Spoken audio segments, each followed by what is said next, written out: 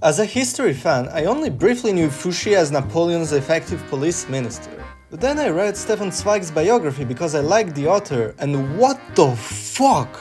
I still can't believe that man was real and there still aren't documentaries about him. That's why I'm making this video, hoping someday a professional will do the job. Just a disclaimer, I will use this biography as my main source. You will see this symbol whenever I'm not sure about an historical event. And also all the punchlines in the movies were real, you will love them. So who was Fouché? I would personally define him as a Napoleonic Edgar Hoover, a guy who knows everything about anyone. I would define him as a Gustavo Fring, a guy who can work behind his supervisor's back and achieve his goals. I would define him as Italy, a nation that switches sides whenever the wind... well, you get the idea.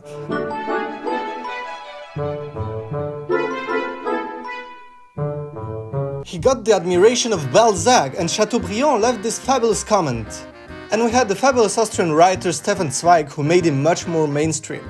In terms of movies, he had a role in over 46 movies, but usually irrelevant. I will quickly overview a few movies, starting with the 1941 Reign of Terror, where he was quite hilarious. We have to do some tall looking, Max. Don't call me Max. Then the wonderful 2002 Napoleon miniseries, where he was seriously interpreted by Depardieu. Then we had the 2018 L'Empereur de Paris, which presented him as a cold, intimidating man. And we finish with the 2023 Napoleon. Who should be responsible? Fouché, do you have any ideas? No. There was only one German movie entirely about Fouché that I used quite much for my video. It never missed any major part of Fouché's life, had some good German humor, and presented Fouché in a quite human way. The character remaining an enigma to this day, it makes sense he had so many different interpretations. What's undeniable is that he didn't give a fuck about losing his wealth, nor his life. He's simply there doing what others didn't, and this is quite inspiring, so let's check him out. He was born in Nantes, son of a boat captain who got well off thanks to trading farming equipment. He first went for a clerical pathway, spent 10 years at an oratory, but turned atheist, and simply became a math and physics teacher. He traveled a lot for his job and discovered characters such as Carnot and Marat. He eventually ended up meeting Maximilien de Robespierre in Arras, where he was also rizzling his sister, even proposing her. He got a good relationship with that future Prince of Terror and even lent him little money. Oh, and he also became a franc-maçon, but that's just a fun fact. Fouché got tired from his job and sensed a political opportunity, so he moved back to Nantes, where within weeks he became president of a moderate right-wing club, Amis de la Constitution. He marries an ugly bourgeois chick just to elevate his status, and now he's 32 years old. He has all he needs to make history.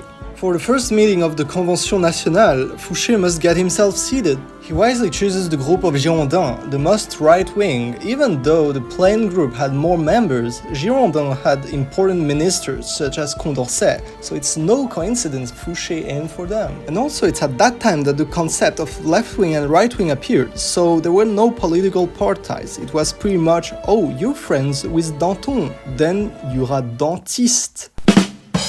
Fouché stays low and quiet as many get persecuted at that time, such as Lafayette. I mean, the guy led the American Revolution, officialized the Marseillaise and the French flag. No, this one.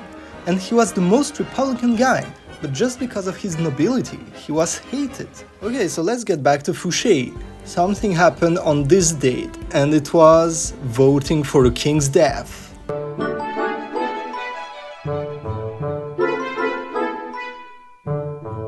On this day, every deputy must vote if the king dies, and Fouché cannot remain in the shadows anymore. At first he wanted to vote live like the majority would, but Robespierre outsmarted everyone and brought rioters into the convention to pressure deputies. That's how Vergniaud, the most Girondish deputy, voted death. That was a shock to everyone and a huge turn in favor of the extremist left. Fouché successfully predicted the final outcome, and that's how he betrayed his comrades and joined the Montagnards. Tod dem Ludwig Capet. The atmosphere at the convention was starting to boil, so he took the opportunity to be sent to the countryside and control unrest. He was assigned to his department La Loire Inférieure, where he would master crowd control using militia. Oh, but what about his right-wing electors? Fouché simply threatened them and published extremist texts, and he became very famous for looting a lot of churches, bringing the convention over 100,000 francs and many more valuables. He got massively praised by the Jacobins, and he was entrusted to deal with something that would endanger his career, the Lyon unrest. Lyon was a very royalist city and they couldn't accept the new order, so the citizen executed the Jacobin representative of the Committee of Public Safety, Chalier, in the worst manner. You see, because a friend Sanson was busy in Paris, the guillotine had to fall 3 times on his neck before he could finally perish.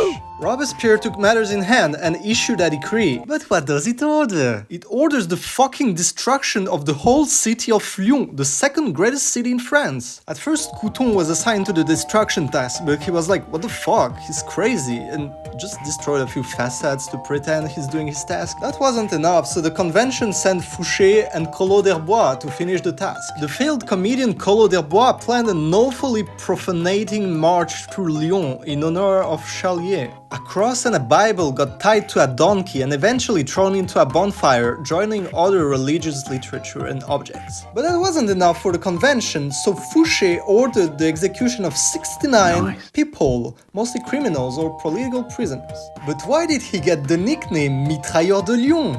Well, he invented a new method of execution, where you bring up to 200 people into a ditch and fire at them with a fucking cannon. Oh, I knew that was happening.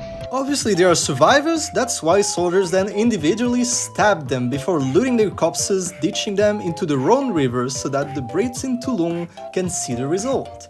This went on for about 3 months, and Collot had to cover Fouché's back, claiming that killing everyone all at once was more humane than individually. Okay, at this point you may wonder, why the fuck are you making a video about a guy who loots churches and mass murders people? Guess what?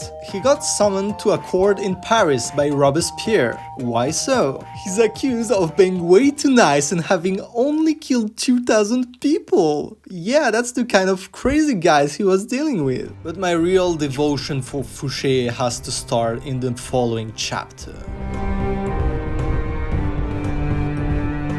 Upon arriving to Paris, Fouché learns about his friend Chaumet being imprisoned and Danton being executed. So rather than going to the committee for a certain death, he headed to the convention where, oh boy, he was shocked. It was half empty, there was nobody left. He faced off Robespierre and explained his actions in Lyon, and Robespierre had the upper hand because he could simply blame him of having been either too gentle or too mean. That evening, Fouché went to Robespierre and begged him for mercy, but Robespierre was nicknamed the Incorruptible. So, of course, he completely declined any cooperation. This was the start of a deadly face-off.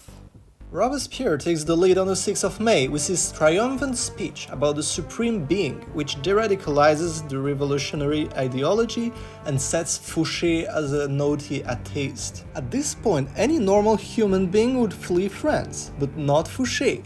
1 month later, he became president of the Jacobin Club, the one Robespierre founded himself. Like, what the fuck? Of course, Robespierre was fucking angry and he decided to gather witnesses from Lyon to try to blame Fouché, but he failed. Then he tried to 1v1 in a debate, but Fouché was smart, he knew he could not stand Robespierre's eloquence. Sadly for him, on the 11th of July, Robespierre got to read his most violent speech ever written. The speech was pretty much a death threat, and it ended up with Fouché being kicked from the Jacobin Club, so he had no more political immunity. The committee police started spying on Fouché. Our guy has to find the best no-homo excuses to sleep over at his friends. All this spying means one thing: he will be arrested and executed in the coming days. He starts visiting as many deputies as he can and convinces them that their names may be on the next death list from Robespierre. Ich habe die Liste gesehen, die Robespierre vorbereitet hat. He orchestrated a real conspiracy and wrote speeches to its participants. Robespierre knew something was going on in his back, so he tried to persuade the deputies that he's a nice guy. He stopped attending political events and simply walks around parks like a nice guy who doesn't need power or killing people. But in reality, he is preparing his ultimate speech, the one that would seal his fate. Who dies between him and Fouché?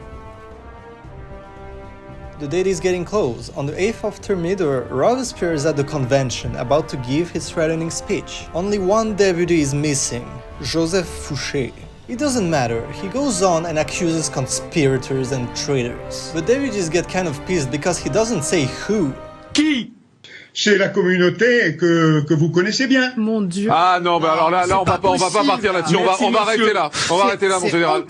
After 3 hours of speech, deputies had to vote if they approve or not that speech. Thanks to a random gigachad named Bourdon, who is the first one to vote no, a chain reaction ensures everyone votes no to printing that stupid speech, and Robespierre has to flee cowardly.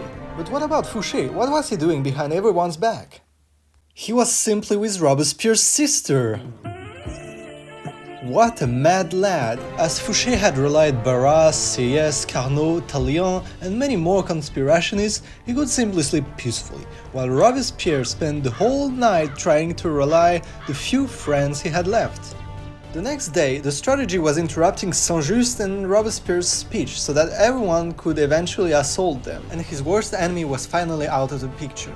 But Fouché still had hands full of blood, and the leftist convention was naturally becoming right-wing to oppose the horrors France had endured. Many leftists were getting purged, and Fouché, still nicknamed Mitrailleur de Lyon, had to throw his friend Collot d'Herbois under the bus, blaming him of the Lyon massacres. Like, what the fuck? What's that audacity? I mean, the guy is nicknamed Mitrailleur de Lyon, while Collot was simply doing stupid spectacles in Lyon. Like, what the fuck? Fouché still ended up being trialed, but thanks to Paul Barras, the most powerful man at the time, he was fine. Fouché lost all his wealth and he had to survive thanks to sugar daddy Barras. Oh, and by the way, his daughter died. Yay. But Barras found him a freelance job, spy. Yes, Fouché was kind of an informant private detective, and Barras noticed his talent for the matter. But still, Fouché didn't want to remain poor, so he switched careers for insider trading. What the fuck? He got in trouble for that, but Daddy Barras saved his ass once more. So he decided to do honest business, but without the honest part. He created a company Fouché-Rangerlot, which would supply troops of General Scherer in Italy. Why do I mention this?